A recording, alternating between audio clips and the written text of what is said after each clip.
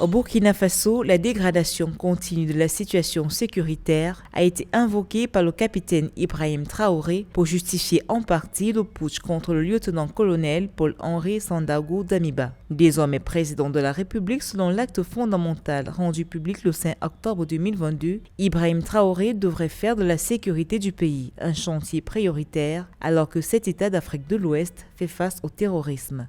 Dès sa prise lors du coup d'État, il a accordé une interview où il a dit que les causes qui font qu'il prenne le pouvoir, c'est que sur le plan de la lutte contre le terrorisme et de l'opération des forces de défense et de sécurité, on envoie des enfants sur le terrain, des jeunes de 21 ans, 22 ans et 23 ans qui sont des nouvelles recrues et qui ne savent même pas manipuler une Kalachnikov. Ce sont ces mots. Donc, cela veut dire qu'à la différence de son prédécesseur, il va envoyer des soldats expérimentés sur le terrain.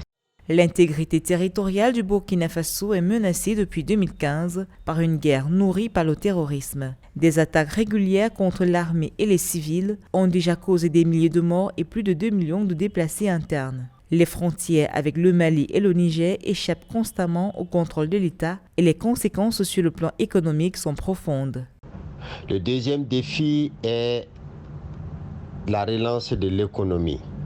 Aujourd'hui, l'inflation galopante au Burkina Faso est une plaie dans la sous-région parce que le Burkina Faso a un taux d'inflation de 18% qui est le plus élevé de l'UEMOA. Il est vrai que la crise est internationale, mais dans un pays où le panier de la ménagère tire le diable par la queue, cela n'est pas une bonne chose.